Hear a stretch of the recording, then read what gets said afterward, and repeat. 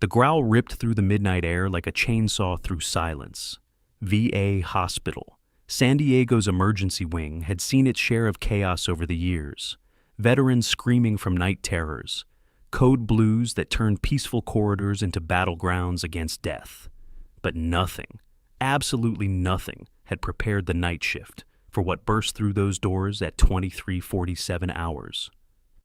"Get that dog under control!" Colonel Raymond Briggs's voice cracked across the bay, his face flushing crimson as he jabbed a finger toward the Belgian Malinois standing guard over the stretcher. "Someone shoot it if you have to!" Titan, the name etched into his tactical collar in bold white letters, stood like a wall of coiled muscle and bared teeth. 90 pounds of military-grade fury, his amber eyes tracking every movement in the room with the precision of a targeting system. Behind him, Chief Petty Officer Caleb Warren lay motionless on the gurney, his desert camouflage uniform darkened with spreading wetness that pooled beneath the thin mattress. The Black Hawk's rotors were still winding down on the helipad outside. Sergeant Hugo Reyes, the flight medic who'd ridden in with them, pressed his back against the wall, cradling a forearm that bore the perfect imprint of canine teeth. "The dog won't let anyone near him," Reyes gasped. "We tried 3 times in flight. He's in combat lock, protecting his handler." Dr. Chloe Bennett, the trauma resident on duty, clutched a bag of O-negative plasma with trembling hands. "Colonel, that SEAL has maybe 8 minutes before hypovolemic shock becomes irreversible. 8 minutes. The numbers like a death sentence. 8 minutes. 480 seconds. And between Caleb Warren and survival stood a dog that had been trained to kill. In the corner of the emergency bay, almost invisible in her gray janitor's uniform, Willow Harper stood motionless with her mop handle gripped in both hands.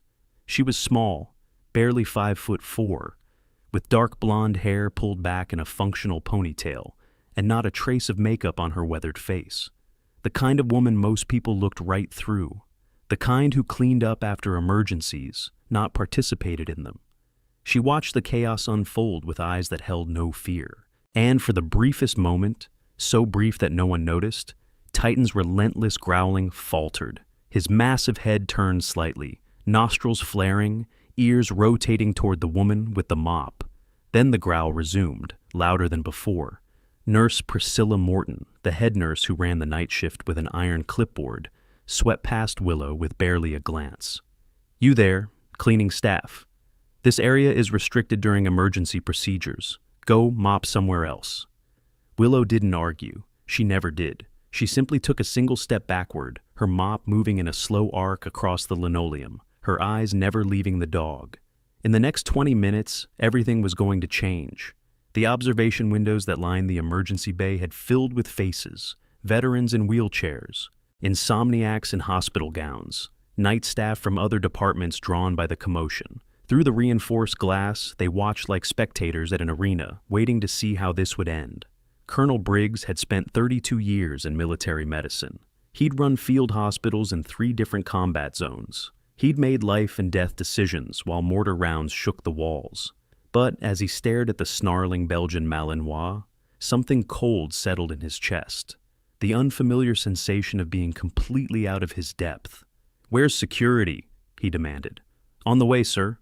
The answer came from a young nurse named Hannah Reed, who was doing her best to appear calm while keeping a trauma cart positioned between herself and the dog. "Someone tell me this animal's handler is going to wake up and call it off." Dr. Chloe Bennett shook her head. "Penetrating trauma to the right side. He's unconscious and deteriorating. If we don't get in there now—" "I can see that, doctor," Briggs snapped. "What I need is a solution, not a diagnosis." The doors burst open again, and Security Chief Derek Shaw strode in like a man who owned the building. He was big, 6'3", 240 pounds, the kind of physique that came from lifting weights while staring at himself in the mirror. His security uniform stretched tight across his shoulders, and the utility belt on his hips jangled with equipment he rarely had cause to use. "What have we got?" Shaw's eyes swept the room, cataloging threats the way he'd been trained during his 4 years as an MP before his honorable discharge. His gaze lingered on Willow for a moment, the small woman with the mop, standing too close to the action for a janitor. "Combat K9 and protective lock," Briggs explained tersely. "Won't let anyone near the patient. Shaw cracked his knuckles. Dogs! I've handled plenty of dogs. Big ones too. Let me try. He took 3 confident steps toward Titan. The Malinois didn't bark, didn't growl louder. He simply shifted his weight onto his hindquarters and lowered his head, and something in that posture made Shaw freeze mid-stride. This wasn't a family pet having a bad day. This was a weapon in standby mode, waiting for someone to cross an invisible line. Yeah, Shaw muttered, retreating. That's a military working dog, all right. We need the K9 unit from Camp Pendleton. Already called them, Hannah Reed reported. They're 20 minutes out. He doesn't have 20 minutes, Dr. Bennett's voice cracked with frustration. Someone do something. The sound of an electric motor drew attention to the doorway. A wheelchair rolled through, pushed by the veteran seated in it. A man in his 70s with a face like cracked leather and eyes that had seen things no one should have to see. Master Sergeant Silas Thompson, retired. Survivor of Ramadi, Fallujah, and Mosul. He'd been on the ward for 3 weeks, recovering from a surgery that was supposed to add a few more years to a body held together by titanium pins and pure stubbornness. What's all this racket? Thompson demanded, his voice still carrying the bark of a career NCO despite the cancer eating at his lungs. Some of us are trying to die in peace around here. Mr. Thompson, please stay back, Dr. Bennett urged. It's not safe. But Thompson wasn't looking at the dog. He was looking at Willow Harper, at the way she stood, weight evenly distributed, shoulders square, hands positioned on the mop handle like it was something else entirely, something she'd trained to hold. His eyes narrowed. Sir, we have a situation, Briggs began. I can see the situation, Colonel. Thompson wheeled himself closer to the glass partition, his gaze still tracking the janitor. Question is whether anyone in this room can actually do something about it. The radio on Shaw's belt crackled. Security Chief, this is Corporal Torres at the main entrance. K9 unit's ETA is now 25 minutes. Traffic accident on the I-5. Briggs's face went gray. 25 minutes. That SEAL will be dead in 25 minutes. Then we sedate the dog, Shaw said. With what? Standard tranquilizers take 15 minutes to work. In 15 minutes, that thing could kill half the people in this room. The conversation continued, voices rising and falling like waves, and through it all, Willow Harper kept mopping. Her strokes were slow, methodical, bringing her incrementally closer to the cordon of medical equipment that separated the staff from Titan's domain. Priscilla Morton noticed. I told you to leave, cleaning staff. This is a critical care situation, not a spectator sport. Willow paused. I think I can. Nobody asked what you think. Priscilla's voice dripped with the particular contempt that some people reserved for those they considered beneath them. You push a mop. You empty bedpans. You don't participate in medical emergencies. Are we clear? A few of the witnesses behind the glass exchanged uncomfortable glances, but Willow just nodded slowly and resumed mopping, her face betraying nothing. Derek Shaw, emboldened by Priscilla's dismissal, stepped closer to the janitor. Hey, little lady, maybe you should find somewhere else to be. We've got real professionals handling this. Yeah, Priscilla added, crossing her arms. Go clean the bathrooms in Ward C. I'm sure they need attention. Shaw put a hand on Willow's shoulder. Not quite a push, but not gentle either. Come on, out you go, before you get hurt. She looked up at him. Just looked. And for a fraction of a second, something flickered in her eyes. Something that made Shaw's confident smile waver. But then it was gone, and she was just a small woman with a mop, stepping back obediently. Watch the floor, she said quietly. It's wet. Shaw snorted. Thanks for the safety tip, sweetheart. If you're enjoying this story so far, do me a quick favor. Hit that subscribe button and tap the bell icon so you never miss another military story like this one. We post new content every single week, and trust me, you don't want to miss what's coming next. Now, back to our janitor Willow, who's about to face something no one expected. The doors crashed open again, and this time, everyone turned. Sergeant Fletcher Kane walked in like a man who had already solved the problem. He wore the distinctive patch of the Camp Pendleton K9 unit on his shoulder, and his face carried the easy confidence of someone who'd spent 15 years working with military dogs. A catchpole dangled from his right hand. A tactical treat pouch hung from his belt. I'm here. Show me the animal. Colonel Briggs nearly sagged with relief. Sergeant, thank God. That Belgian Malinois has been in combat lock for 35 minutes. We can't reach the patient. Kane approached the invisible perimeter, studying Titan with professional interest. Beautiful specimen.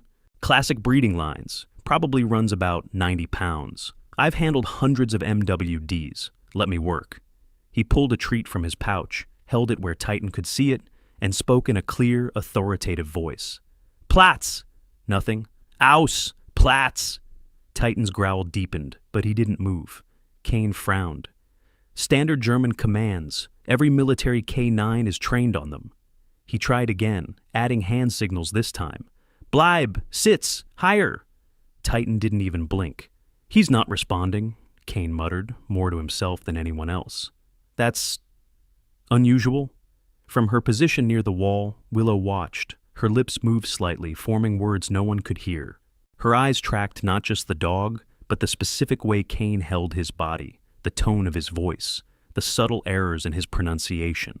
Let me try the catch pole, Kane said, extending the loop toward Titan. The dog moved so fast he seemed to blur. One moment, Kane was reaching forward, confident in his equipment. The next, the catch pole had been torn from his hands, and Kane was stumbling backward, blood welling from a gash across his forearm, where Titan's teeth had grazed him. Medic! Kane shouted, cradling his arm. That dog is not right. Something's wrong with its training. Colonel Briggs grabbed Kane's shoulder. You're the expert. Figure it out. I'm telling you, sir, that animal isn't responding to any standard protocols. Someone trained it wrong, or it's been conditioned with non-standard commands, or... Kane shook his head.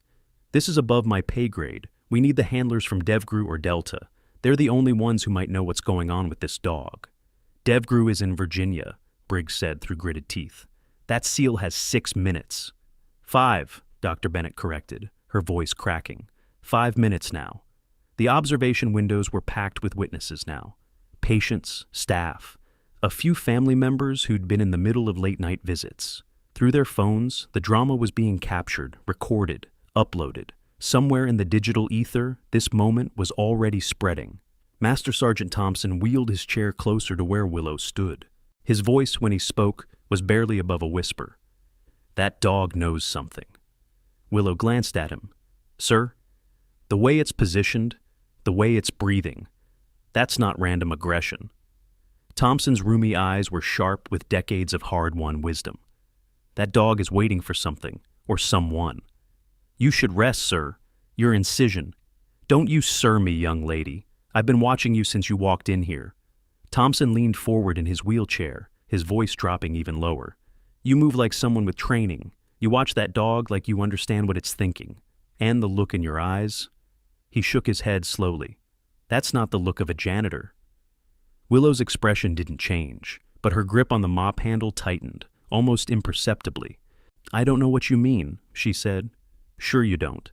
Thompson settled back in his chair. Sure you don't. Across the room, the argument about what to do next had reached a fever pitch. Kane was being treated for his arm wound. Briggs was screaming into a phone about liability and responsibility. Shaw was suggesting, with increasing volume, that they just shoot the dog. And through it all, Priscilla Morton stood like a general, surveying a battlefield, barking orders at nurses who were already doing everything they could. We need to tranquilize it, Shaw insisted, pulling his service weapon. I've got training. I can put a round right through its skull from here. You fire that weapon in my emergency room, and I'll have your badge, Briggs snapped. The liability of letting that seal die is worse. Everyone shut up! The voice cut through the chaos like a blade.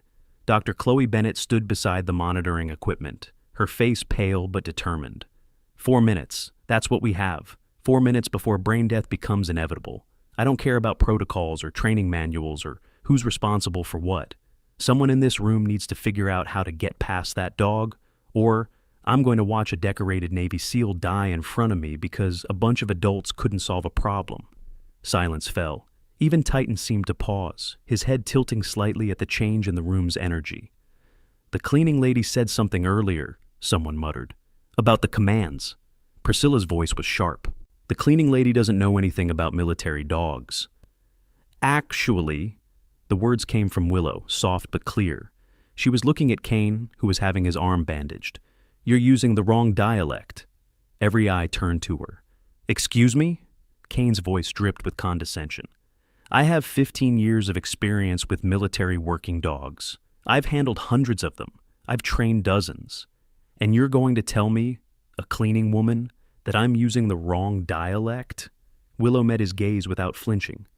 Those are standard Schutzhund commands, German. But that dog, she nodded toward Titan. His responses, or lack of them, suggest he was trained in something else. Dutch-German hybrid, probably. The phrasing is different, the tonal inflection is different, and the handler commands would be completely different. The room went still. How would you know that? Briggs demanded.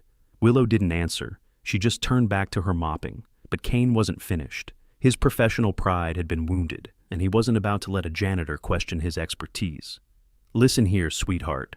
I don't know what YouTube videos you've been watching, but Dutch-German hybrid training? That's not even a real thing. Maybe in some theoretical academic paper somewhere, but in the field, military working dogs are trained in standardized programs with standardized commands. Period. Exactly, Priscilla added, her voice triumphant. Now, will someone please escort this woman out of here? She's disrupting the professionals.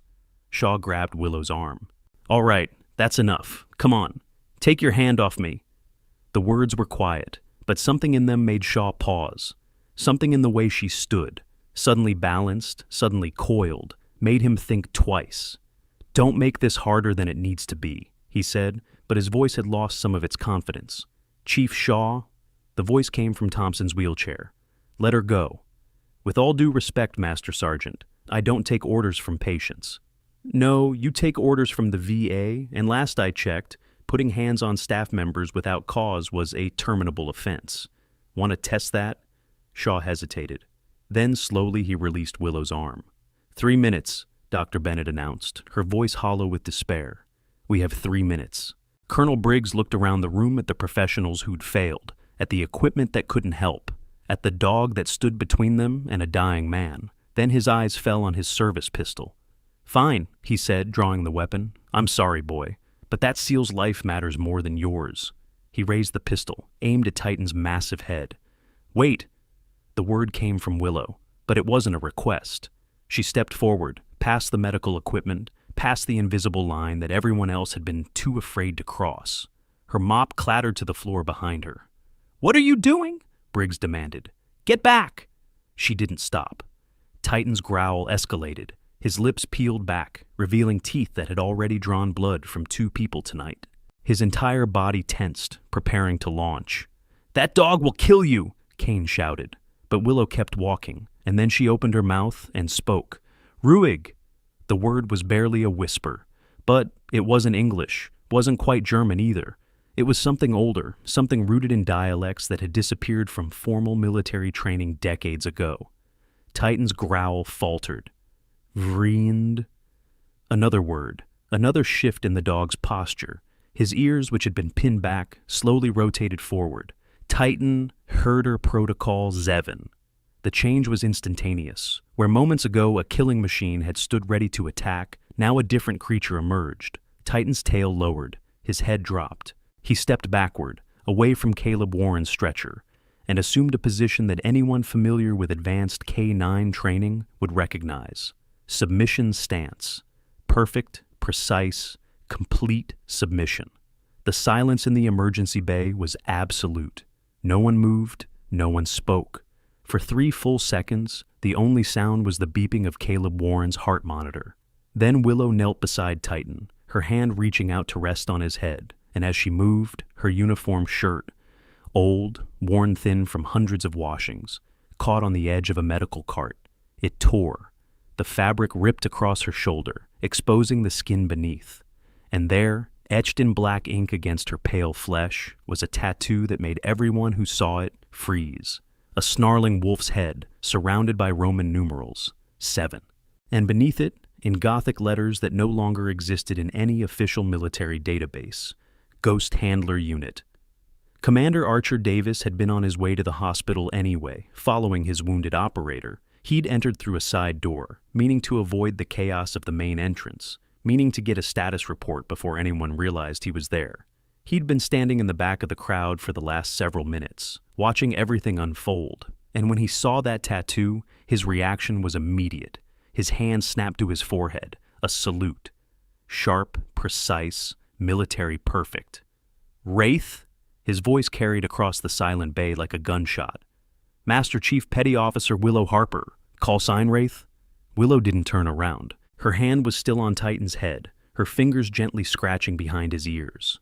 The dog, the weapon that had been ready to kill moments ago, was now leaning into her touch like a puppy. That was a long time ago, she said quietly. Ghost Unit 7. Davis stepped forward, his salute finally dropping. You trained every K-9 for DevGru from 2009 to 2019. You disappeared after Operation Crimson Kennel. We thought you were dead. Fletcher Kane's face had gone white. Ghost handlers are... Those files are classified above my clearance. I thought they were a myth. Not a myth. Davis's voice was reverent. The best handlers in SOCOM history.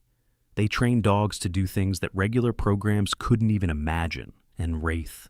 He looked at the small woman kneeling beside Titan. She was the best of them. The best we ever had. Priscilla Morton's clipboard fell from her nerveless fingers. The janitor is... She's what? But there was no time for answers. Willow stood, her torn shirt exposing more of the tattoo, and turned to face Colonel Briggs. Now, she said, and her voice was different now. Commanding, absolute, the voice of someone who had given orders in places that would never appear on any map. You can save your seal. The medics burst into action. Dr. Bennett led the charge, her earlier despair transformed into focused determination. Within seconds, she had an IV line in Caleb Warren's arm. Blood products began flowing. Monitors beeped with renewed urgency as the team fought to pull a man back from the edge of death. And through it all, Titan stood perfectly still beside Willow Harper, his amber eyes watching his handler's rescue with something that looked almost like hope. We're about halfway through this incredible story, and things are about to get intense. If you're hooked like I am, smash that like button right now. It really helps the channel grow and lets me know you want more military K-9 stories like this. Drop a comment below telling me what you think happens next. Now, let's continue. The emergency bay had transformed into something else entirely. Where chaos had reigned minutes ago, now there was focused urgency. Medical personnel moved around Caleb Warren's gurney with practiced efficiency, calling out numbers and vital signs, pushing medications, preparing for emergency surgery. The life that had hung by a thread was being pulled back, stitch by stitch. But outside the immediate crisis, a different kind of transformation was taking place. Colonel Raymond Briggs stood frozen by the medication cabinet, his service pistol still in his hand, completely forgotten. His eyes kept darting between Willow Harper and the tattoo visible through her torn uniform. The same tattoo he'd seen in classified briefings about special operations medical support. The same unit designation he'd been told didn't officially exist. Ghost Handler Unit, he murmured, mostly to himself. That's impossible. I was told they were all, after that operation, after Crimson Kennel. Commander Davis had moved to stand beside Briggs, his voice low. The op that doesn't exist, the handlers who were never there. He nodded toward Willow. Except one of them is standing in your emergency room, mopping floors. Priscilla Morton had recovered her clipboard, but she held it against her chest like a shield. Her earlier contempt had curdled into something more complex. Embarrassment, disbelief, and a growing awareness of just how badly she'd misjudged the situation. All those times, she whispered, I told her to clean the toilets. I made her work double shifts on the isolation ward. She trailed off, unable to finish. Derek Shaw had retreated to the far corner of the room.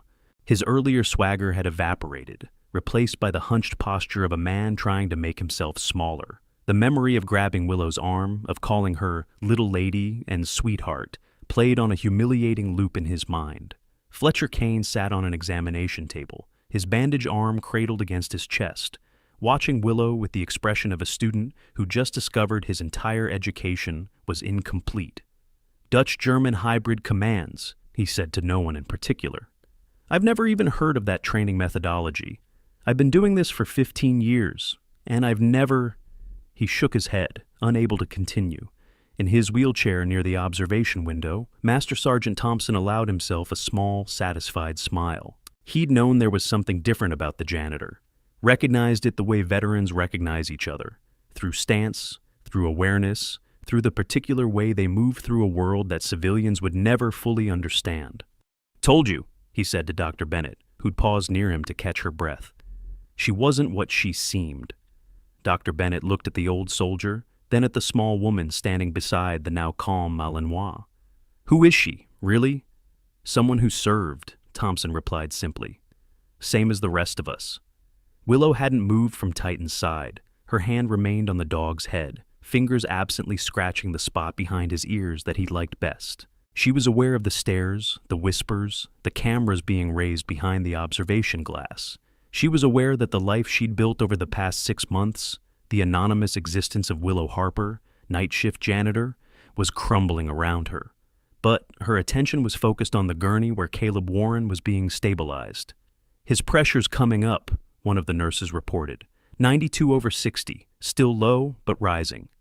"Keep pushing fluids," Dr. Bennett ordered, "and get OR3 ready. He's going to need surgery for that wound." Willow watched the numbers on the monitor tick upward, watched the color slowly return to Caleb's face, watched the medics do their work with the same dedication she'd seen in field hospitals and forward operating bases across multiple combat zones. "He's going to make it." The voice came from Commander Davis, who'd approached without her noticing. Willow's tactical awareness had always been exceptional, but tonight, in this place, surrounded by ghosts of her past, she'd let her guard down. "I know," she said. "Titan bought him the time he needed. Titan bought him time because you told him to." Davis moved to stand beside her, looking down at the dog. "This is one of yours, isn't he?" Willow nodded slowly. "I trained him at the facility in Virginia Beach. He was part of the last batch, before—" She stopped, her jaw tightening. "Before Crimson Kennel." The words hung between them like something solid.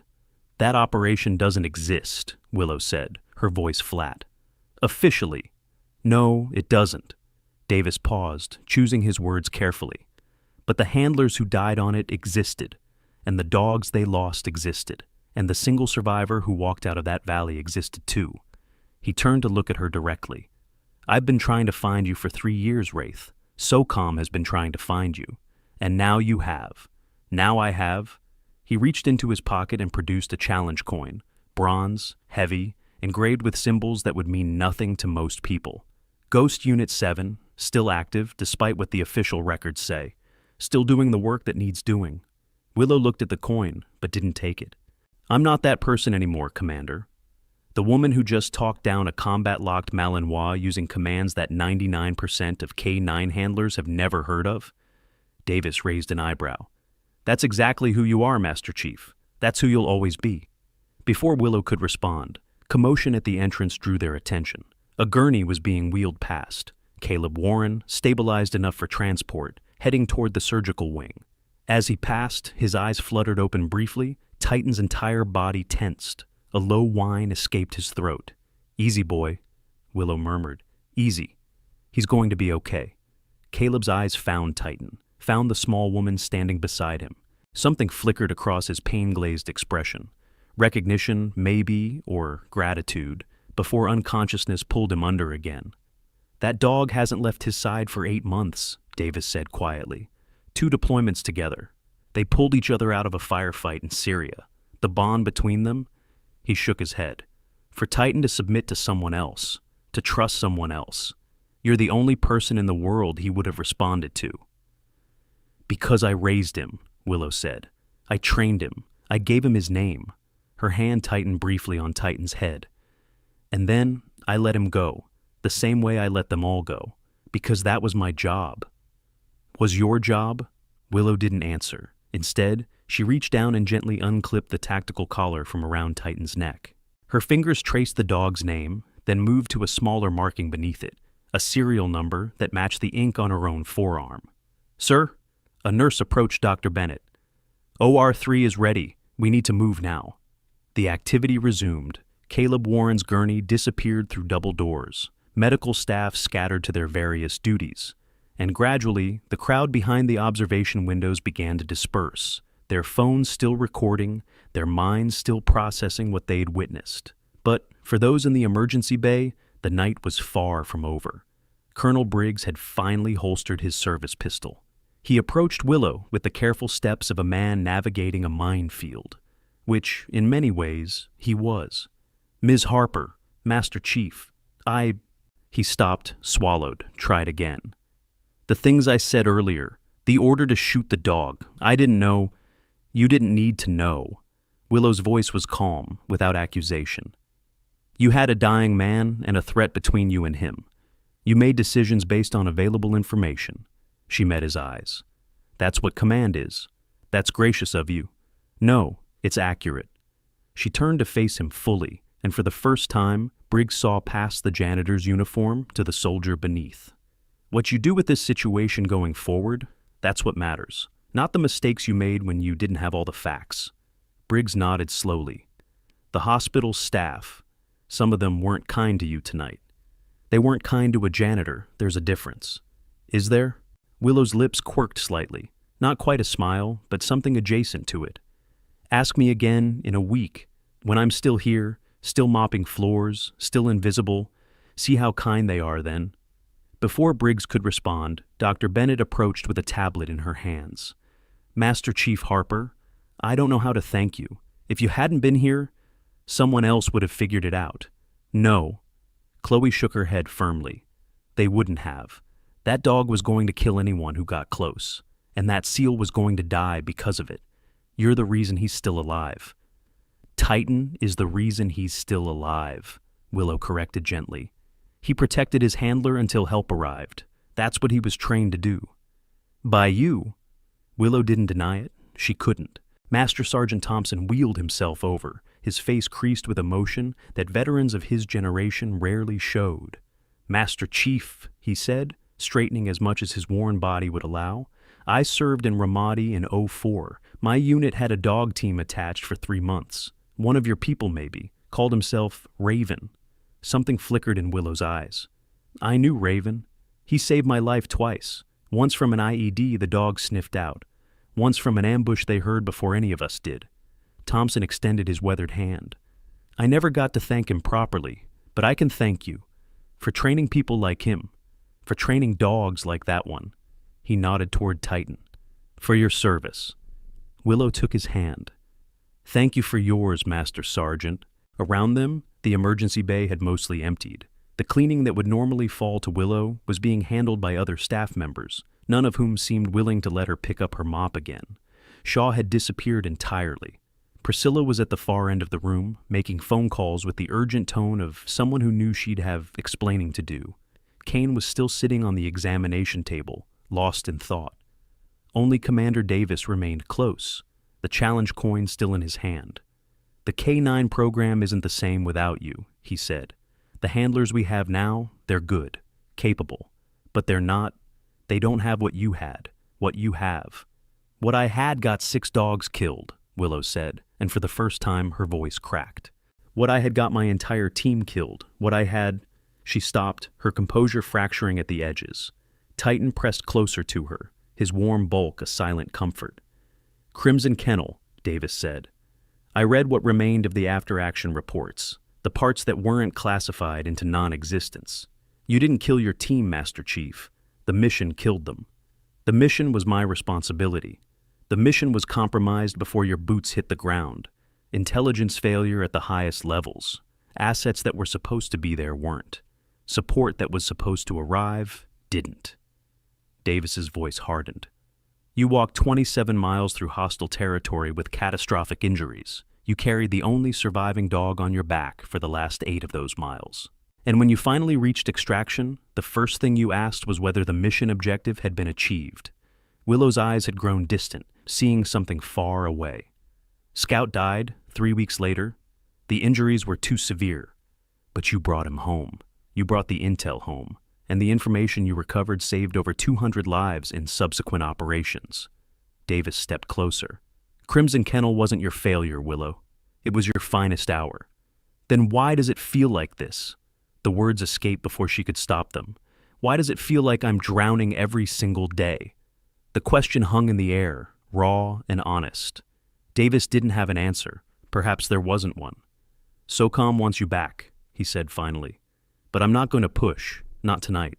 Not after everything." He pressed the challenge coin into her palm. "If you ever change your mind, if you ever feel ready, that coin will get you through any door that matters." Willow looked at the bronze disc, then closed her fingers around it. "I clean this hospital because of them," she said quietly. "Because of Thompson and veterans like him. Because they gave everything, and the least I can do is make sure their space is clean, that their rooms are tidy, that someone gives a damn about the small things." "That's a noble reason." "It's a selfish one," she corrected. "I do it because it helps me sleep at night, because when I'm pushing a mop at 2 a.m., I'm not thinking about the valley. I'm not hearing the sounds. She exhaled slowly. "I'm just here, present, useful." Davis nodded, understanding in a way that only another soldier could. The doors to the surgical wing opened, and a nurse emerged.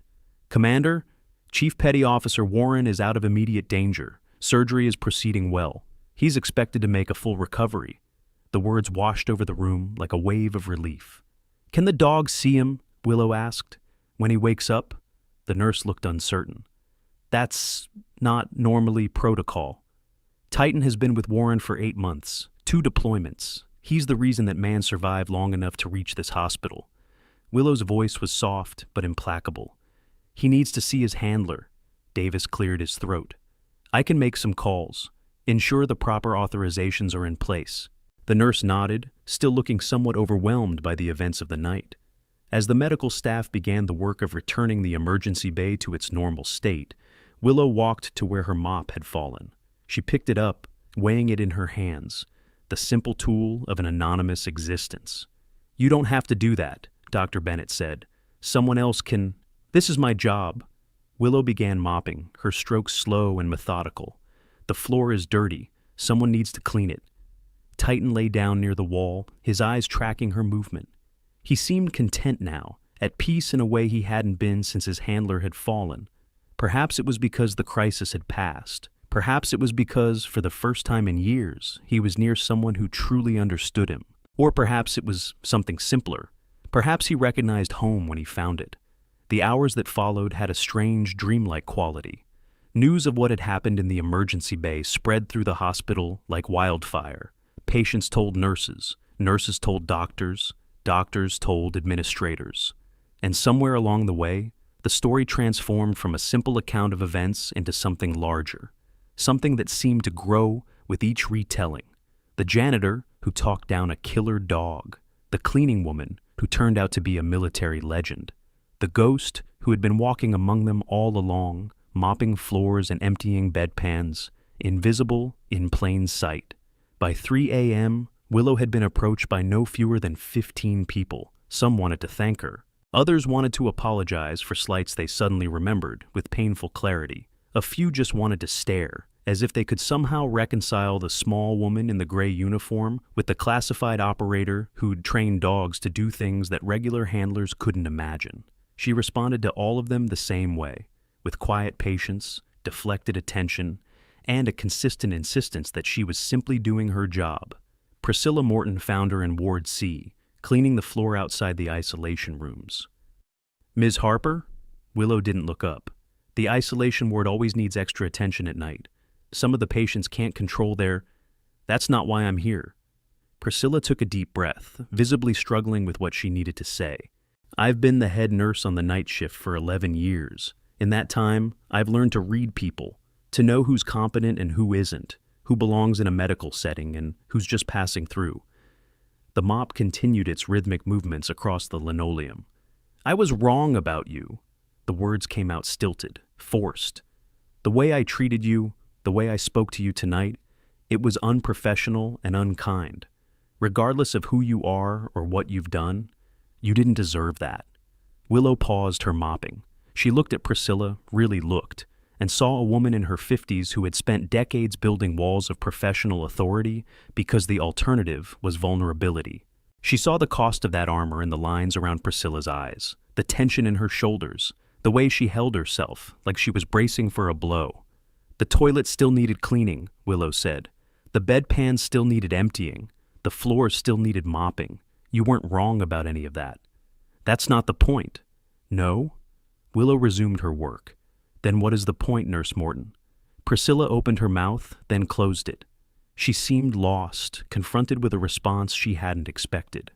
The point, Willow continued, is that this hospital runs because of people like you, people who maintain standards, people who ensure that the right things get done by the right people in the right way. You didn't know who I was because I didn't want you to know. That's not your failure, it's my choice. But if you had known, you would have treated me differently, and I didn't want to be treated differently. I wanted to mop floors. I wanted to be invisible. Willow paused again, meeting Priscilla's eyes. You gave me exactly what I asked for. Why would I hold that against you? Something shifted in Priscilla's expression. Not quite understanding, but something adjacent to it. You're a strange woman, Ms. Harper. I've been called worse. For a moment, something that might have been a smile ghosted across Priscilla's face. Then she straightened her uniform, restored her professional mask, and walked away. Willow watched her go, then looked down at Titan, who had followed her through the hospital like a silent shadow. What do you think, boy? Is she really that bad? Titan's tail thumped once against the floor. No growl, no warning. Just the simple contentment of a dog who'd found his way back to something familiar. Yeah, Willow murmured. That's what I thought too. The surgical waiting area was mostly empty when Willow arrived, Titan padding beside her on quiet paws. Commander Davis had made good on his promise. Somewhere between phone calls and authorizations, he'd arranged for the K-9 to be permitted in the recovery wing once Warren was out of surgery. But surgery wasn't finished yet, so Willow sat in one of the uncomfortable plastic chairs, her mop propped against the wall, and waited. Titan lay at her feet, his head resting on his paws. You're good at waiting, she said to him. You always were, even as a puppy. The other dogs would bark and jump and demand attention. But you just watched. You waited. You knew something was coming, and you were patient enough to let it arrive. The dog's ears twitched, tracking her voice. I should have come to see you. When you were assigned to Warren, when you deployed, I should have found a way. Her voice dropped lower. But I couldn't, because seeing you would have meant remembering them. And remembering them would have meant... She couldn't finish the sentence. Titan lifted his head and placed it on her knee, his amber eyes looking up at her with something that seemed almost like understanding. Scout, Ranger, Phantom, Ghost, Hunter, Shadow. The names fell from her lips like prayers. 6 dogs, 6 handlers. 1 mission. Her hand stroked Titan's fur with an automatic motion born of thousands of hours of training. And 1 survivor who had no business surviving. The waiting area was silent except for the soft hum of the hospital's ventilation system. Outside the windows, the San Diego night had begun its slow surrender to approaching dawn. The eastern sky was showing the first hints of gray. I was supposed to die with them, Willow said. That was the plan. We knew the mission was compromised going in. We just didn't know how badly. When everything fell apart, when the ambush hit, she closed her eyes. I watched them go down, one by one, dogs and handlers both, and I couldn't save them. I couldn't save any of them. Titan whined softly. Scout carried me the last miles. His back legs were shattered, and he still carried me. Because that's what I trained him to do. Because that's who he was. Tears tracked silently down her cheeks. And when we finally reached extraction, they wanted to give me a medal. A medal. As if anything could make up for what I'd lost. Footsteps approached. Willow quickly wiped her face, composing herself. Dr. Bennett appeared around the corner, surgical scrubs still bearing traces of the night's work. Master Chief? Chief Petty Officer Warren is out of surgery. He's going to be fine. Full recovery expected. Willow exhaled slowly. Can we see him?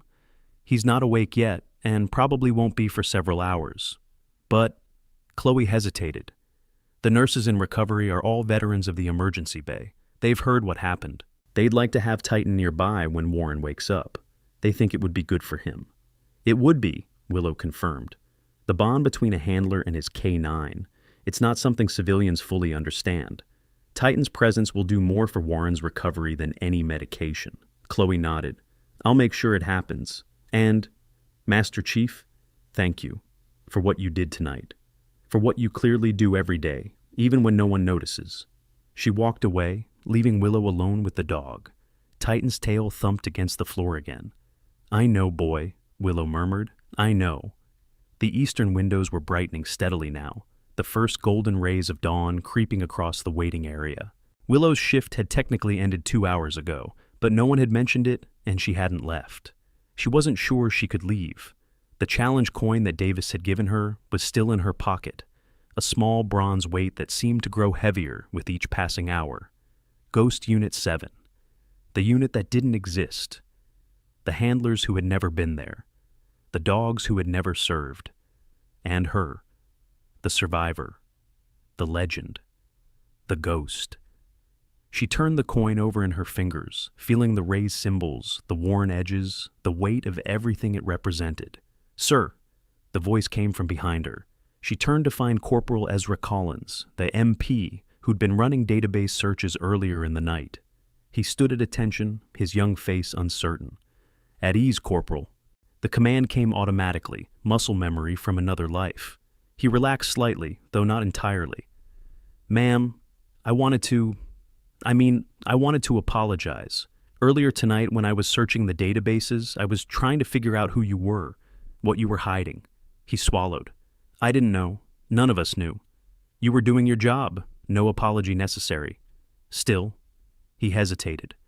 "The things that some people said to you tonight, the way Chief Shaw treated you, the way Nurse Morton—" He shook his head. "That wasn't right. It wouldn't have been right even if you were just a janitor." Willow regarded him for a long moment. "What's your MOS, Corporal?" 31 Bravo, ma'am, military police. "How long have you been in?" 4 years. "What do you want to do after? Career military? Something else?" Collins looked surprised by the question. I'm not sure, ma'am. I thought about going federal, FBI maybe, but the requirements—" "There's a K-9 unit in the Bureau," Willow said. "Not as well known as the military working dog program, but solid. Good handlers, good dogs." She paused. "If you're interested, I could put you in touch with some people." "You'd do that? For me?"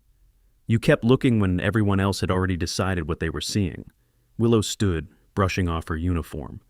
"That's a rare quality. It should be cultivated." Collins straightened to attention again, apparently unable to help himself. "Thank you, ma'am. I mean it. Thank you." She watched him walk away, young and uncertain and full of potential, and something that might have been hope flickered briefly in her chest. Then she looked down at Titan, who was watching her with knowing eyes. "Don't look at me like that," she said. "I'm not getting back in. I'm just making connections, being useful." Titan's tail thumped. "Oh, be quiet." The hospital was waking up around them now. Day shift staff were arriving, trading places with their night shift counterparts. The cafeteria was opening, the smell of coffee drifting through the corridors. Willow gathered her mop and her bucket and her cleaning supplies. Her shift was over. Her apartment, a small studio 3 blocks from the hospital, containing nothing personal except a single photograph she couldn't bear to look at, was waiting. But as she walked toward the exit, Titan still padding beside her, she passed the recovery wing. Through the window of one of the rooms, she could see Caleb Warren, still unconscious, machines monitoring his vital signs. "You should stay with him," she said to Titan. "He's going to need you when he wakes up." The dog whined. "I know, but this is where you belong, with him." She knelt, bringing herself to eye level with the Malinois. "You saved him tonight, boy. You kept him alive until help arrived. That's what you were trained to do. That's what you'll keep doing." She pressed her forehead to his. "Be good. Be brave. Protect your handler." Titan licked her face once, then turned and walked to the door of Warren's room. A nurse inside saw him, understood, and opened the door. Willow watched as the dog entered, circled 3 times at the foot of the bed, and lay down. His eyes never left his handler's face. "That's a good boy," she whispered. "That's my good boy." Then she turned and walked away, her mop over her shoulder, her uniform still torn, her identity still exposed.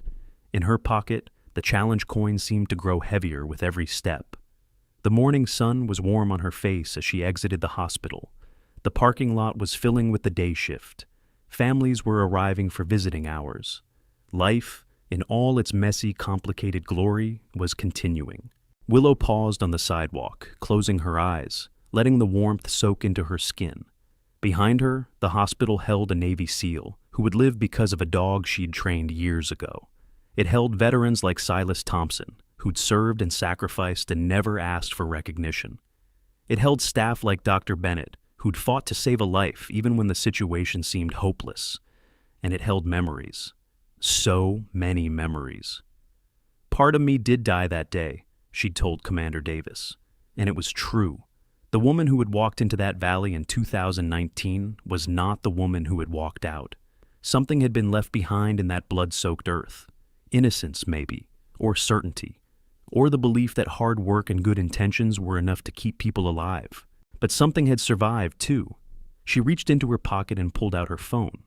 The cracked screen lit up, showing a message that had arrived while she was inside. An unknown number. A single line of text. Willow stared at the screen. Her hand was shaking. She looked around the parking lot with a tactical awareness that she'd never truly lost. Most of the cars were empty, their owners inside the hospital. A few people walked to and from their vehicles, absorbed in their own concerns, paying no attention to the small woman in the torn janitor's uniform. But at the far end of the lot, partially hidden by a delivery truck, sat a black SUV with tinted windows. Its engine was off. Its lights were dark. It could have been any vehicle belonging to any visitor, except that Willow had been trained to notice things that didn't fit. And something about that SUV, its position, its stillness, the way it seemed to be waiting rather than parked, triggered instincts she'd spent 6 months trying to suppress. She looked back at her phone, read the message again. Then she typed a single-word response and hit send. The SUV's brake lights flashed briefly, as if in acknowledgement. Willow pocketed her phone and resumed walking toward her apartment. But her pace had changed. Her posture had shifted. The invisible woman who mopped floors and emptied bedpans had been replaced by something else. Something harder, more alert, more dangerous. Somewhere behind her, the SUV's engine turned over. And in the recovery wing of VA Hospital San Diego, Titan lifted his head from his paws and let out a single, mournful howl, as if he knew. The ghost was awake. The walk to her apartment had never felt longer. The black SUV maintained its distance. 2 blocks back, never closer, never farther. Professional, patient. The kind of surveillance that came from training, not instinct. Willow didn't look back, didn't change her pace, didn't give any indication that she'd noticed. But her mind was racing through possibilities, calculating angles, assessing threats. Phoenix. The name echoed through her thoughts like a gunshot in an empty room. Master Sergeant Elena Vasquez had been Phoenix. Willow's second-in-command. The handler who'd trained Shadow. The black German shepherd who could detect explosives at ranges that seemed almost supernatural. The woman who'd held Willow's hand during the worst moments of her career and told her that everything would be fine. Elena had died in the valley. Willow had seen it happen, had watched the light leave her eyes as the ambush tore through their position. So, who was sending messages from a dead woman's call sign? She reached her apartment building, a nondescript 3-story structure with peeling paint and a front door that stuck in humid weather. Home, or the closest thing to it, she'd allowed herself since leaving everything behind. Her studio apartment was exactly as she'd left it 12 hours ago. Small bed, neatly made, minimal furniture. No decorations except for a single photograph on the nightstand, face down, because she couldn't bear to look at it, but couldn't bring herself to throw it away. The SUV had parked across the street, still silent. Willow pulled the curtain closed and sat on the edge of her bed. The phone in her pocket buzzed. A new message from the unknown number. "We need to talk. You know where." Her fingers hovered over the screen. The rational part of her mind, the part that had survived by being cautious, by staying invisible, by refusing to engage with the past, screamed at her to ignore the message, to block the number, to pretend this had never happened. But another part of her, the part that had never stopped being a soldier, the part that had been asking questions for 3 years without answers, wanted to know, needed to know. She typed, "When?" The response came immediately. "Tonight. 2100 hours. Come alone." Willow stared at the message. Then she set the phone down, lay back on her bed, and closed her eyes. She had 12 hours. 12 hours to decide whether to walk back into a world she'd spent 3 years trying to escape. 12 hours to decide whether the truth was worth the risk. Sleep, when it came, was filled with dreams of fire and blood and the sound of dogs howling in a valley that smelled like death. The knock on her door came at 1400 hours. Willow was awake instantly, her body responding before her mind had fully engaged. She rolled off the bed, landing in a crouch, her eyes scanning the room for anything that could serve as a weapon. Old habits. "Ms. Harper?" The voice was female, professional. "This is Lieutenant Grace Palmer, Naval Intelligence. I'd like to speak with you, if you have a moment." Willow approached the door but didn't open it. "How did you find this address?" "Commander Davis provided it. He said you might be expecting contact from our office." "He said nothing of the kind." A pause. "No, ma'am, he didn't. But he did say you were sharp enough to see through a convenient lie." Another pause. "May I come in? What I have to say shouldn't be discussed in a hallway." Willow considered her options. Then she unlocked the door and stepped back, giving herself space and angle. Lieutenant Palmer was younger than she'd expected, mid-30s with dark hair pulled back in a regulation bun and eyes that missed nothing. She wore civilian clothes, but they hung on her frame like a uniform anyway. Some people couldn't hide what they were, no matter how they dressed. "Thank you," Palmer said, stepping inside. Her gaze swept the apartment in a single efficient motion, cataloging exits, assessing the space, noting the face-down photograph and the mop by the door. "I apologize for the intrusion." "You're not here to apologize." Willow closed the door, but didn't lock it. "What does Naval Intelligence want with a janitor?" Palmer's lips twitched. "We both know you're not a janitor, Master Chief." "Not really. I push a mop, I empty bedpans, I clean floors. That makes me a janitor." "That makes you a janitor who happens to have trained more combat K-9s than anyone in SOCOM history, who holds certifications that don't officially exist, who survived an operation that was never supposed to happen in a place that doesn't appear on any map." Palmer reached into her jacket and produced a folder, thin, unmarked, the kind that usually contained things that would never see a courtroom. "We need to talk about Crimson Kennel." The name hit Willow like a physical blow. She'd spent 3 years trying not to hear it, not to think it, not to remember. And now, twice in one day, it was being thrown at her like a grenade. "That operation is classified." "It is, above your clearance." "Above my clearance, above almost everyone's clearance." Palmer set the folder on the small table by the window. "But someone has been asking questions, someone with enough access to dig into files that were supposed to be buried forever. And 3 weeks ago, that someone started reaching out to the families of the handlers who died." Willow's blood ran cold. "What?" Marcus Chen's widow received an anonymous letter claiming her husband's death wasn't an accident. Elena Vasquez's brother got a phone call from a blocked number, asking questions about her final deployment. David Kowalski's parents were approached by a journalist who knew details about their son that never appeared in any official report. The names cut through Willow like knives: Marcus, Elena, David, her people, her team. The handlers she'd led into that valley and failed to bring home. "Someone is digging," Palmer continued, "and whoever they are, they know enough to be dangerous.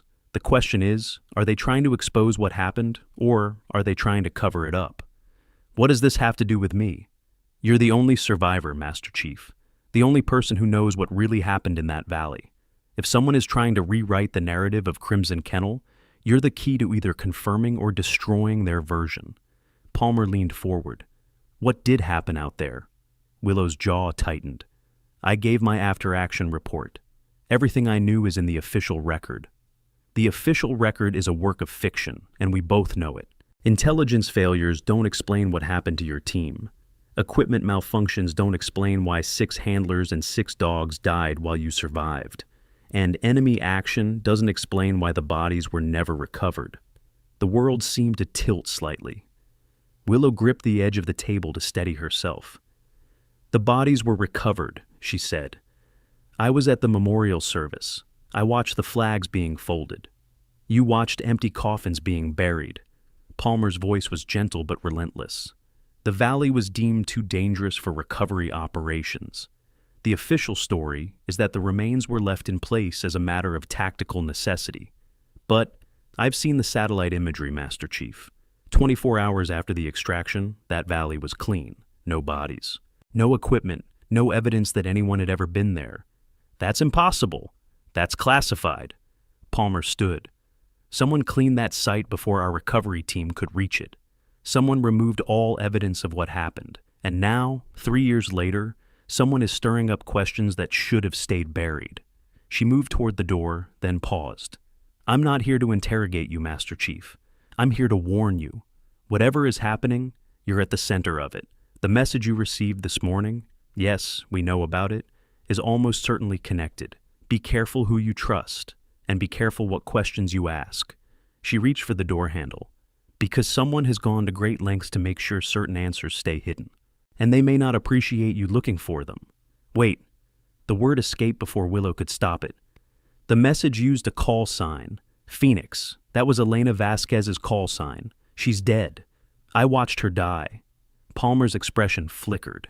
Something that might have been surprise or might have been confirmation. Did you? She asked. Did you actually watch her die, or did you watch her fall? Then Palmer was gone, the door clicking shut behind her, leaving Willow alone with a folder full of secrets and a head full of questions. The folder Palmer had left contained documents that shouldn't exist. Satellite imagery of the valley before and after the operation. Communication intercepts that suggested the ambush had been planned, not improvised. Personnel files on her team members. Files that included details she'd never known, connections she'd never suspected. Elena Vasquez, Phoenix. The woman who'd been Willow's closest friend for 8 years. The handler who'd never talked about her past, who'd deflected personal questions with jokes and subject changes, who'd been brilliant and driven and just secretive enough to be mysterious. According to the file, Elena had spent 2 years assigned to a black site in Eastern Europe before joining the Ghost Handler unit. The nature of her work there was redacted, but the time frame coincided with a series of covert operations that had never been officially acknowledged. Operations that had targeted the same network responsible for the Crimson Kennel ambush. Willow set the file down, her mind racing. What if the ambush hadn't been random? What if her team had been targeted specifically because of Elena's past work? What if the mission had been compromised not by intelligence failure, but by deliberate betrayal? And what if Elena had known? What if she'd suspected? And that's why she'd pushed so hard to be part of the operation. Why she'd insisted on taking point. Why she'd been the first one into the kill zone. The questions spiraled, each one leading to 3 more, until Willow's head was pounding with the weight of possibilities she'd never considered. She looked at the clock. 18:30 hours. 2.5 hours until the meeting. 2.5 hours to decide whether to walk into what might be a trap. Chasing answers that might not exist, for a woman who might not be dead. She picked up her phone and stared at the message thread. You know where. And suddenly, she did know. There was only one place Elena would have chosen, only one location that held meaning for both of them. The beach at Coronado. The stretch of sand where they'd celebrated graduation from the Handler program, where they'd buried time capsules with their hopes and dreams and the names of their first K-9 partners, where Elena had told Willow, on the night before Crimson Kennel, that she had something important to tell her, something that would change everything, but that it could wait until they got back. Willow made her decision. She showered and changed, trading her janitor's uniform for clothes she hadn't worn in 3 years. Dark tactical pants, boots that were still broken in, a jacket that concealed more than it revealed. She retrieved items from hiding places she'd established when she first moved in, just in case. A knife, a backup phone, enough cash to disappear again if necessary. Then she looked at the photograph on her nightstand, the one she couldn't bear to look at. For the first time in 6 months, she turned it over. 7 faces smiled back at her. 6 handlers and their unit commander. Elena was in the center, her arm around Willow's shoulders, her smile bright and certain. Shadow, her black German shepherd, sat at her feet. Beside them, Marcus Chen held Scout's leash. David Kowalski had his hand on Phantom's head. The others, Jake, Maria, Terrence, were arranged around them, their dogs at their sides. The last photo, taken 12 hours before deployment. What did you know, Elena? Willow whispered to the photograph. What weren't you telling me? She pocketed the photo and headed for the door. Willow approached from the south, keeping to the shadows, her training guiding her movements even after 3 years of domesticity. The tourist areas were behind her now, the crowds thinned to nothing, The only sounds the crash of waves and the distant thrum of helicopter rotors from the Naval Air Station. This stretch of beach had been theirs. The Ghost Handler Unit's unofficial territory, claimed by tradition and protected by reputation. Civilians rarely ventured this far down, and the few who did were quickly discouraged by the intensity of the operators who trained here. But tonight, the beach was empty. A figure stood at the waterline, silhouetted against the moon's reflection on the waves. Small, female, familiar in a way that made Willow's heart stutter. She stopped walking, stood frozen, 50 yards away, unable to move closer, unable to retreat. The figure turned. "Hello, Willow." The voice reached her across the sand and the years and the grief that had never fully healed.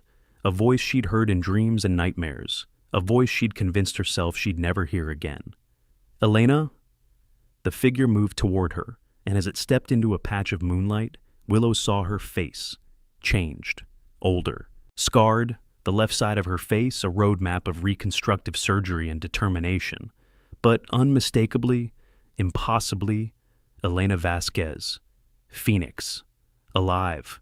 "I know," Elena said, stopping 10 feet away. "I know what you're thinking. I know what you're feeling. And I know you have every right to be furious with me." Willow's hand moved to the knife at her belt. Not threatening. Not yet. But ready. "You died. I watched you die. You watched me fall. There's a difference." Elena's voice was steady, but her eyes were haunted. "The extraction team that pulled you out? They weren't the only team in that valley. Someone else got to me first. Someone who had very specific reasons for wanting me alive." "Who?" "The same people who set up the ambush. The same people who've been watching you for 3 years, waiting to see if you remembered something, suspected something, figured out that the whole operation was a setup from the beginning." Elena took a breath. "Crimson Kennel wasn't an intelligence failure, Willow. It was an assassination, and we were the targets." The words hit Willow like bullets, each one precise, each one devastating. "The whole team? Why?" "Because of me, because of what I knew, what I'd seen during my time at the Black Site." Elena's scarred face twisted with something that might have been guilt. "I found out something I wasn't supposed to find out. About assets, about operations, about money changing hands that shouldn't have been changing hands. I reported it through proper channels, and I thought it was handled. But instead they killed our team to bury what you knew." "Yes." The word came out broken. "Marcus, David, Jake, Maria, Terrence, 6 dogs, all of them dead because of me, because I was naive enough to think that doing the right thing would matter." Willow's grip on the knife tightened. Part of her wanted to use it. Part of her wanted to make Elena feel the pain that she'd been carrying for 3 years. The grief that had hollowed her out. The guilt that had driven her to push a mop in a VA hospital because she couldn't face the world that had taken everything from her. But another part of her, the part that had loved Elena like a sister, saw the devastation in those haunted eyes and recognized it. The same devastation she saw in the mirror every morning. "You let me think you were dead. I had no choice. They were watching you, Willow. Watching all the families. If I'd reached out, if anyone had known I was alive, they would have finished what they started. They would have killed you. And then they would have killed everyone else who might ask questions. So why now? Why contact me after 3 years?" "Because things have changed." Elena reached into her jacket.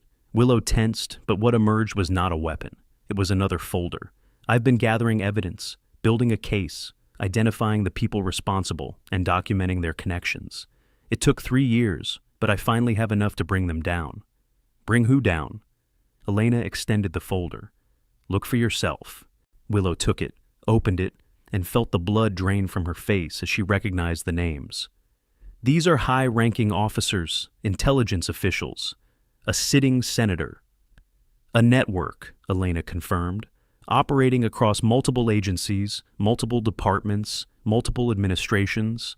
They've been running unauthorized operations for 15 years, funneling resources to projects that were never approved, eliminating anyone who got too close to the truth." She paused. "Crimson Kennel was supposed to be the final cleanup. My team stumbled onto their financing channels. We had to go. This is insane. This is reality. The reality that got our friends killed." Elena stepped closer. "I need your help, Willow. You're the only witness to what happened in that valley. The only person whose testimony could corroborate the evidence I've gathered, and you're the only person I trust enough to bring into this. You left me alone for 3 years. You let me mourn you. You let me blame myself for not saving you. Willow's voice cracked. Why would I trust you now? Because I'm not asking you to trust me. I'm asking you to look at the evidence and decide for yourself. Elena's voice dropped lower. And because there's something else. Something I should have told you before Crimson Kennel. Something I've been carrying since I was pulled out of that valley. What? Elena pulled back her jacket, exposing her left side. There, visible through a gap in her shirt, was a pattern of scarring that Willow recognized instantly. Teeth marks. The distinctive pattern of a Belgian Malinois bite. Shadow didn't die with me, Elena said. He tried to protect me during the extraction, fought the people who were taking me. They shot him, but they didn't kill him. He's been with me ever since, alive, waiting. Willow's composure shattered. Shadow. Elena's K9. The dog that Willow had trained from puppyhood, had watched bond with his handler, had mourned as dead, along with all the others. Alive. Where is he? Elena whistled, a low, specific tone that Willow remembered teaching her years ago. From the shadows behind the dunes, a dark shape emerged. Older now, gray around the muzzle, moving with a slight limp that spoke of old injuries that had never fully healed, but unmistakably, impossibly alive.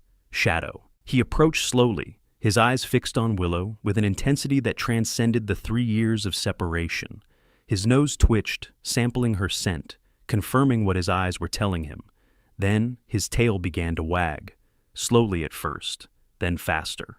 And when Willow dropped to her knees on the sand, Shadow bounded forward and pressed his head against her chest, whining softly, his entire body vibrating with reunion. Hey, boy, Willow whispered, her voice breaking completely. Hey, boy, I thought I'd lost you. I thought I'd lost all of you. Elena knelt beside them, one hand on Shadow's back, the other reaching for Willow's shoulder. Not all of us, not completely. Her voice was thick with emotion. I'm sorry, Willow. I'm sorry for the pain I caused you, for the grief, for the loneliness. If there had been any other way, there's always another way. Not this time, not against these people. Elena's hand tightened on Willow's shoulder, but now we have a chance, a real chance. With the evidence I've gathered and your testimony, we can expose what they did. We can get justice for Marcus and David and Jake and Maria and Terrence. We can make their deaths mean something. Willow looked up at the woman she'd thought was dead, at the scars that mapped a journey of survival and secrets, at the determination in those haunted eyes. And then what? We expose them, and then what? They disappear? They go to prison? Their careers are over? Then they can't hurt anyone else. Then no other unit gets ambushed. No other handlers die to protect someone's dirty secrets. Elena's voice hardened. Then we win. Shadow pressed closer, his warmth a comfort that Willow had forgotten she needed. Who else knows you're alive? A few people. Ones I trust. They've been helping me gather evidence, stay hidden, stay alive. Elena paused. Lieutenant Palmer is one of them. Palmer, Naval Intelligence? She's been tracking this network for 5 years. When I surfaced with my evidence, she was the only one I could approach safely. She's the reason I was able to reach out to you without alerting the people who were still watching. The pieces were falling into place, forming a picture that Willow didn't want to see but couldn't look away from. The SUV outside the hospital, the one that followed me home, Palmer's people, watching you, protecting you, making sure the network didn't get to you first. And the message, the text that led me here, also Palmer, using my call sign because she knew it was the only thing that would get your attention. Elena's expression softened. I'm sorry for the manipulation, but I needed you to come here without alerting anyone who might be watching through conventional channels. Willow stood, shadow rising with her, pressing against her leg as if afraid she might disappear again. You're asking me to trust people I've never met, on the word of a woman who let me think she was dead for 3 years. You're asking me to believe that everything I thought I knew about Crimson Kennel was a lie. Yes. And what if I say no? What if I walk away right now, go back to my apartment, and never speak of this again? Elena's face fell, but her voice remained steady. Then I'll disappear again, take shadow, and go underground. continue the fight alone, the way I have been for 3 years. And eventually, I'll either succeed or I'll die trying. But I won't force you to be part of this. You've suffered enough because of me. Willow Harper, Master Chief Petty Officer, call sign Wraith, faced a choice she'd never expected to have to make. She thought about the VA hospital and the veterans she cleaned for, about Silas Thompson and his knowing eyes, about Caleb Warren, who was alive because of a dog she'd trained, about Titan, waiting patiently by his handler's bedside. She thought about her team, Marcus, David, Jake, Maria, Terrence, and the memorial service she had attended with empty coffins and folded flags.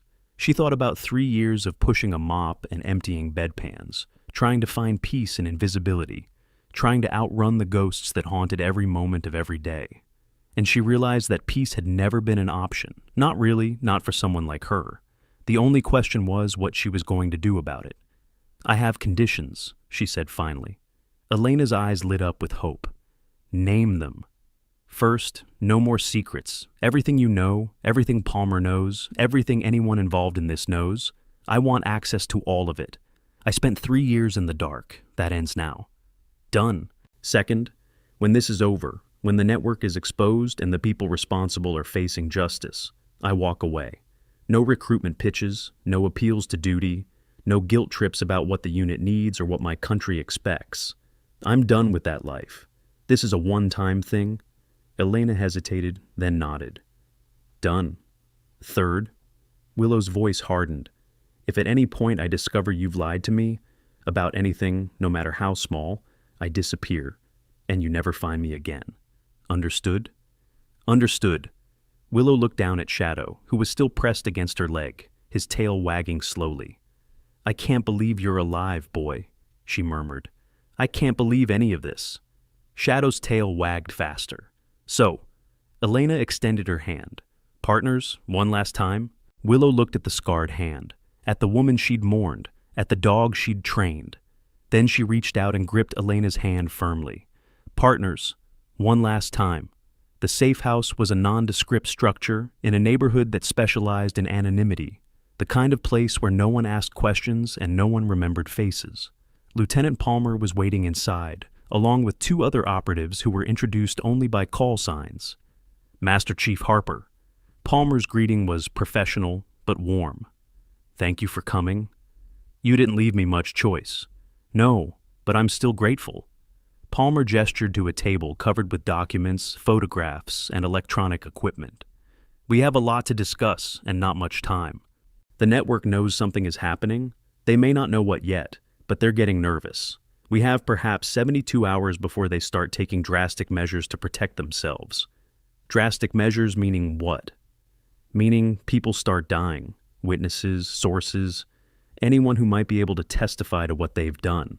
Palmer's voice was grim. Including you, Master Chief. As of tonight, you've moved from person of interest to active threat. They'll be looking for you. Let them look. Palmer smiled slightly. I was hoping you'd say that. The briefing took 4 hours. By the end of it, Willow's head was swimming with names and connections and operations that spanned 2 decades of covert activity.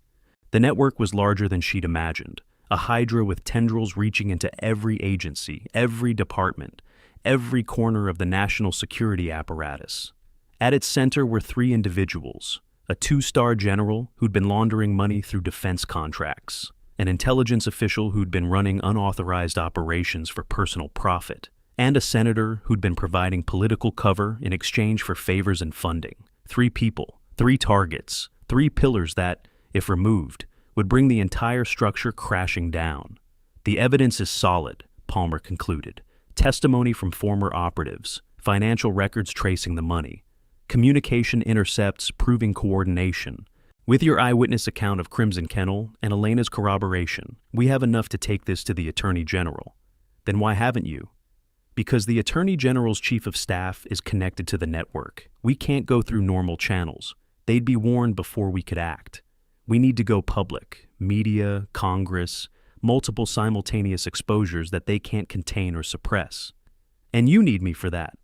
Your testimony is crucial.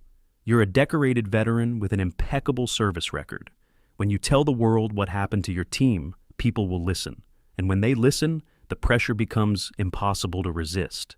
Willow considered the plan, the risks, the potential consequences. And if they come after me before we can go public, that's what we're here to prevent.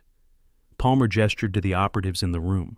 You'll have protection, safe houses, multiple extraction routes. We've been preparing for this for years. What about the hospital? The veterans I've been taking care of? Elena stepped forward. Commander Davis has been briefed, partially. He knows you may need to be absent for a while. He's arranged for your duties to be covered. And Titan, Caleb Warren. Warren is recovering well. Titan is with him. They'll be fine. Willow nodded slowly. The pieces were in place. The plan was solid. The people involved seemed competent and trustworthy. But something still bothered her. One question. Ask. The valley after Crimson Kennel. Palmer said the site was cleaned before our recovery team could reach it. Bodies removed, equipment erased, no evidence left behind. Willow's eyes were fixed on Elena. Who did that? And why? The room went quiet. Elena exchanged a glance with Palmer. Something passed between them. Information, calculation, decision. The network, Elena said finally. They sent a team to erase the evidence, to make sure there was nothing left that could contradict their version of events. But they took you, kept you alive. They thought I might know things they needed, information I'd gathered during my time at the Black Site, names, locations, details of operations they wanted to keep hidden. And the others? Marcus, David, Jake, Maria, Terrence. Elena's face contorted with pain. They weren't as useful. The implications settled over the room like a shroud. They killed them after the ambush. They killed them to make sure there were no survivors who could talk. Yes. And the dogs? Elena's eyes glistened. Ranger, Phantom, Ghost, Hunter, they fought. They protected their handlers to the end. The network team had to kill them to get to the bodies. Willow's hands clenched into fists. The rage that had been simmering beneath her grief for 3 years finally had a target. Not random misfortune, not the fog of war, but deliberate, calculated murder by people who wore the same uniform and swore the same oath. When do we start? Palmer smiled grimly. We already have. The next 48 hours were a blur of preparation and movement. Willow recorded her testimony in a secure location, speaking for 6 hours into cameras that captured every word, every detail, every moment of horror from that valley. She described the ambush, the deaths of her teammates, her escape. She identified inconsistencies in the official story. She provided context for the evidence that Elena and Palmer had gathered. When she was done, she felt emptied out, hollowed, like she'd expelled something toxic that had been poisoning her for years. Elena recorded her own testimony next. The years at the Black Site, the discovery of the network's activities, the decision to report through official channels, the realization, too late, that she'd signed her team's death warrant. Together, their accounts formed an unassailable narrative. 2 highly decorated special operations veterans, one thought dead, both telling the same story, corroborating the same evidence. The media package was assembled with precision, copies distributed to 17 different news organizations simultaneously. Congressional offices notified through secure channels. The Attorney General's office alerted through a back door that bypassed the compromised chief of staff. And then they waited. The response was immediate and overwhelming. By noon the next day, the story was on every major news network. By evening, congressional hearings had been announced. By midnight, the 3 principals of the network, the general, the intelligence official, the senator, had been placed under house arrest pending investigation. Willow watched it unfold from a safe house in Virginia. Shadow pressed against her leg, Elena sitting in a chair beside her. It's done, Elena said quietly. It's actually done. Not quite. Willow's eyes were fixed on the screen, where talking heads debated the implications of the revelations. The hearings will take months. The trials will take years. These people have resources, connections, lawyers. This isn't over until they're actually behind bars.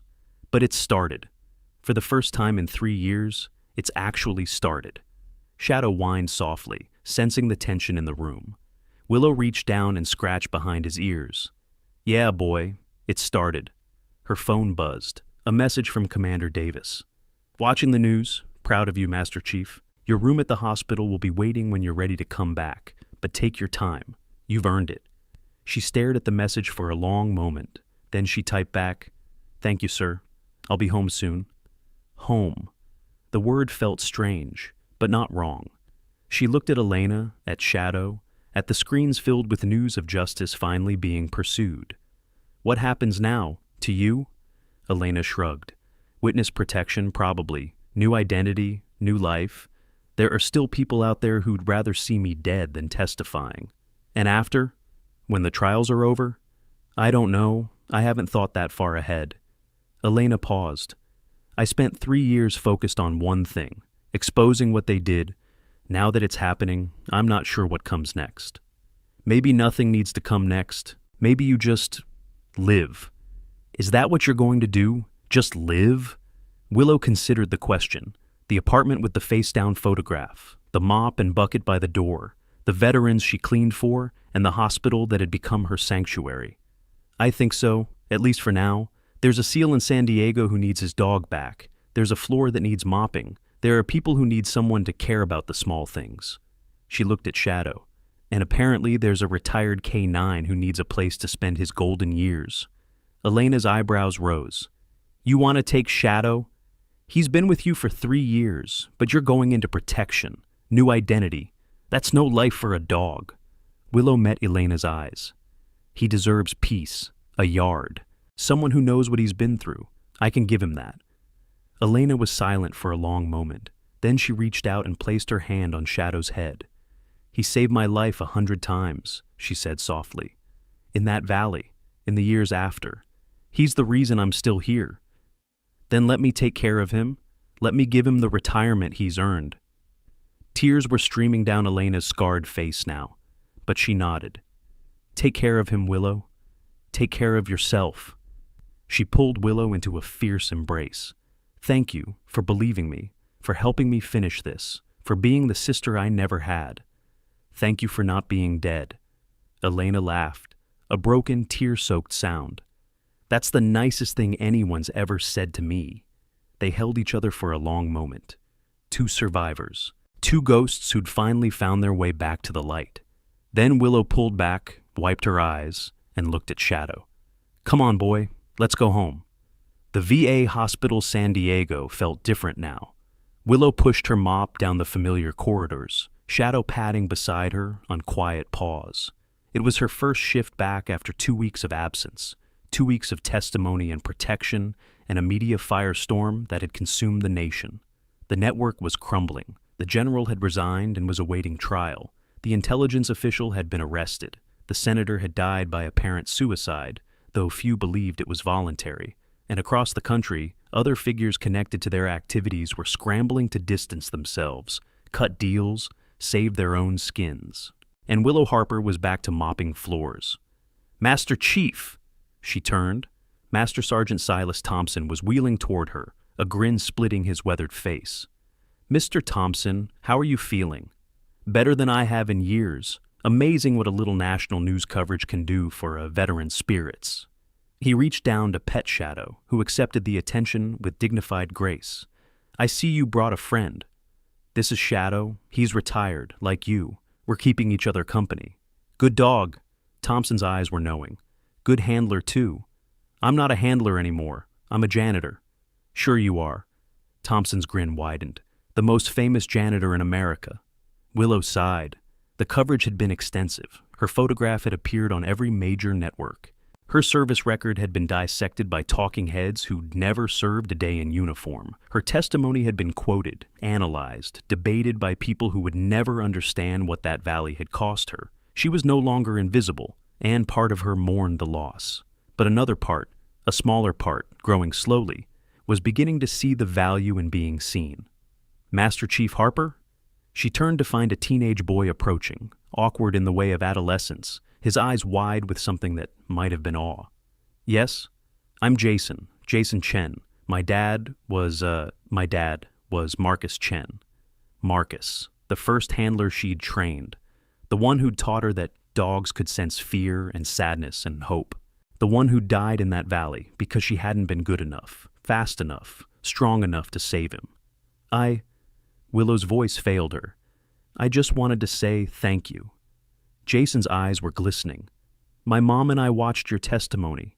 We finally know what happened to him. We finally know the truth. And we know he died protecting his team. That he was a hero. He was the best of us, Willow managed. The very best. He talked about you. Before he deployed. He said his unit commander was the strongest person he'd ever met. That if anything happened, we shouldn't worry, because Wraith would take care of everything. The boy's voice cracked. He believed in you. Willow's composure shattered. The tears she'd held back for 3 years finally broke free, streaming down her face as the boy embraced her. I'm sorry, she whispered. I'm so sorry I couldn't bring him home. You brought him justice. That's enough. Jason pulled back, wiping his own eyes. That's more than enough. They stood there for a long moment, the handler who'd survived and the son of the handler who hadn't.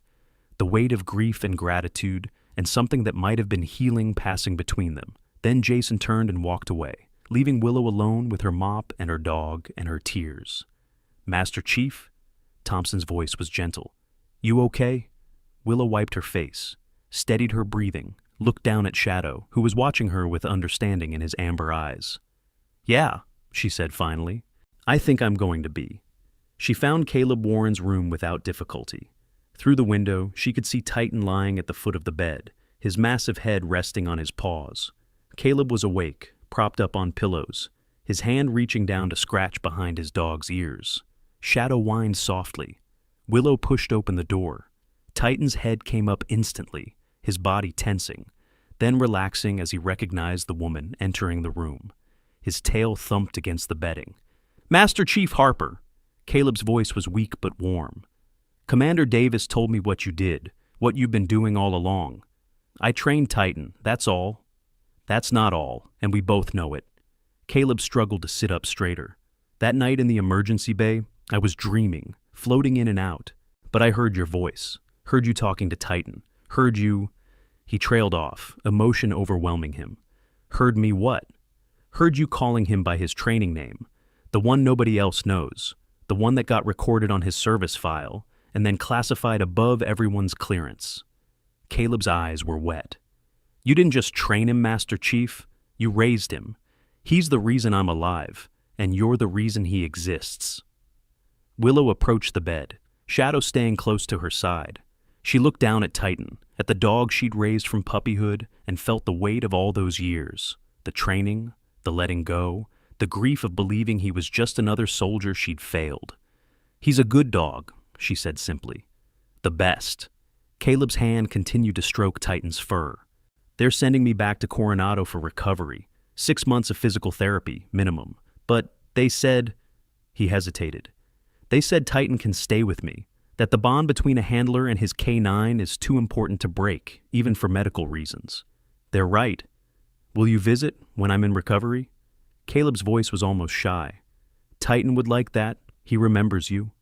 Willow looked at the Belgian Malinois, at the intelligence in those amber eyes, at the connection that transcended training and time and all the distance between them. Yes, she said. I'll visit. Titan's tail thumped harder. Shadow moved forward, approaching the bed with the careful dignity of an elder statesman meeting a younger colleague. The two dogs regarded each other, the black German shepherd and the tan Malinois, and something passed between them. Recognition, understanding, the shared experience of service and sacrifice. Then Shadow lay down beside the bed, settling into position as if he'd always belonged there. Willow smiled for the first time in what felt like forever. I think he likes it here. There's room for both of them, Caleb said, and for you, any time. She looked around the room, the hospital equipment, the military efficiency, the two dogs resting peacefully in the presence of the people who understood them. Thank you, Chief Petty Officer Warren. Thank you, Caleb. She turned to leave, Shadow rising to follow her. But at the door, she paused. The dogs, she said without turning around. They remember everything. The training, the missions, the people who raised them. Years from now, decades from now, Titan will still remember you. That bond doesn't break. It doesn't fade. It just becomes part of who you both are. Is that what it's like for you? With the dogs you've trained? Willow thought of Scout, who died in her arms, of Shadow, who'd survived against all odds, of the dozens of K9s she'd raised and released and never stopped caring about. "Yes," she said, "that's exactly what it's like."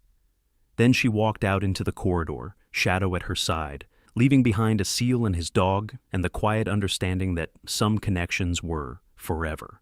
The hospital was winding down for the night. The emergency bay was clean now, no trace of the chaos that had erupted there weeks ago. "Master Chief." She turned. Commander Davis was approaching, his uniform crisp even at this late hour.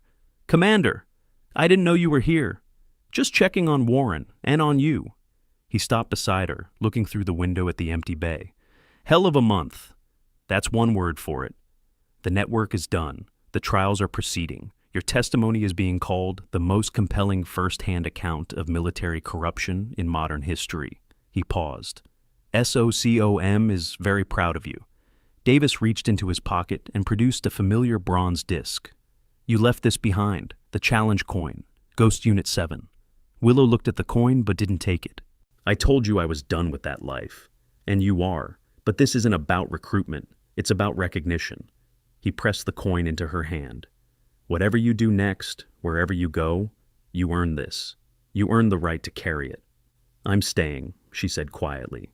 "At the hospital, in my apartment, with my mop and my bucket and my very good boy." "I figured as much." Davis smiled. "The offer stands, though, if you ever change your mind." The sunrise found Willow on the roof of the VA hospital, Shadow lying beside her. Her phone buzzed. A text from an unknown number. She looked at the message. The network had partners, outside the country. They're asking questions. Be careful. A friend? She stared at the screen for a long moment. Then she typed back, "Who is this?" The response came immediately. "Someone who owes you a debt. Someone who's been watching. Someone who will reach out again when the time is right. Until then, watch your back, Wraith. The ghosts aren't finished yet." The message ended there. No further responses, no identification. The network had partners, outside the country, still operating, still dangerous. Elena was in witness protection. The trials were proceeding, justice was being done. But somewhere out there, in the shadows of international intelligence, more enemies were stirring, more threats were emerging. She scratched behind Shadow's ears. "What do you think, boy? Ready for one more adventure?" Shadow's tail thumped against the roof. "Yeah." Willow smiled, a real smile, one that reached her eyes for the first time in years. "Me neither, but I guess we'll find out together." And as the sun rose over Via Hospital San Diego, painting the world in shades of hope and possibility, Willow Harper, Master Chief Petty Officer, picked up her mop and got back to work. Shadow padded beside her, and somewhere in the distance, across miles and years and all the grief they'd shared, she could have sworn she heard the echo of dogs howling,